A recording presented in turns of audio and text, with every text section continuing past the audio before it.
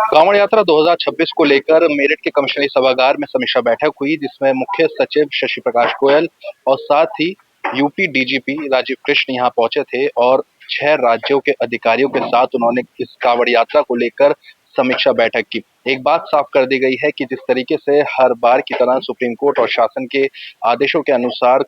जो डीजे के मानक हैं वो तय किए जाते हैं, इस साल भी वही मानक तय किए जाएंगे। हालांकि उन्होंने ये भी कहा है कि कांवड़ियों को किसी भी तरीके की परेशानी ना हो और उनकी जो सुरक्षा है वो प्राथमिकता रहेगी। और जो कांवड़ यात्रा को लेकर तमाम व्यवस्थाएं हैं वो किस तरीके से इस वक्त उनकी तैयारियां की जा रही हैं, ये पूरी समीक्षा और इन सभी बिंदुओं पर चर्चा यहाँ पे अधिकारियों के साथ में की गई। इसमें दिल्ली, हरियाणा, राजस्थान, उत्तराखंड और यूपी समेत 6 राज्यों के अधिकारी इस समीक्षा बैठक में शामिल हुए थे, जिनसे इस कांवड़ यात्रा को लेकर हर एक जो चीज है उसके बारे में यहाँ डिस्कशन किया गया। और डीजीपी और मुख्य सचिव ने कहा कि कांवड़ यात्रा को लेकर हर बात का ख्याल खास तौर पर रखा जाएगा। देखिए, मैं कोशिश करूंगा आपकी जो जिज्ञासा है उसका समाधान करने।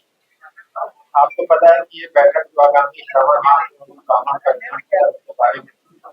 जिसमें हमारे विभिन्न जिलों के पंचायत के अधिकारी थे, कुछ राज्यों के अधिकारी थे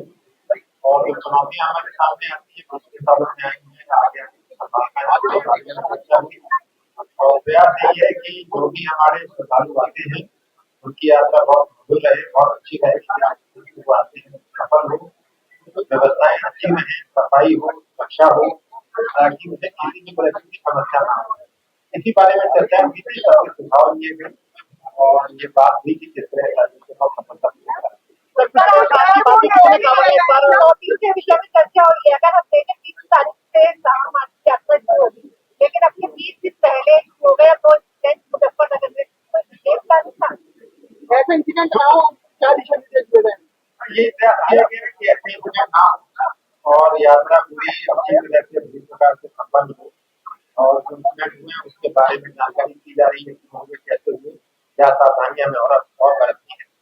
मुझे आशा है कि आगे हमारी जो यात्रा और ये सर कितने फीट की काम अटेगी और लाठी लिस्टों पर रोक रहेगी? ये जो हर साल की तरीके से इस बार भी जो शासन के माननीय सुप्रीम कोर्ट के जो निर्देश है, कांवड़ की हाइट, कांवड़ के वॉल्यूम लेवल डेसिबल और जो भी आपत्तिजनक वस्तु है उसके बारे में इस साल में लागू है। इस साल के कुछ नए चैलेंजेस हैं, कुछ नई व्यवस्थाएं हैं। आपको मालूम है कि दिल्ली भारत इकोनॉमिक एक्सप्रेस बना है और जमता एक्सप्रेस बना है। इन दोनों के बनने के कारण वो यहाँ एक और इससे जो सामान्य यातायात है वो कांवड़ से प्रभावित होता था उसको सहूलियत मिलेगी। साथ ही साथ कांवड़ जो कांवड़िए हैं, कांवड़ यात्री हैं, कांवड़ के श्रद्धालु हैं,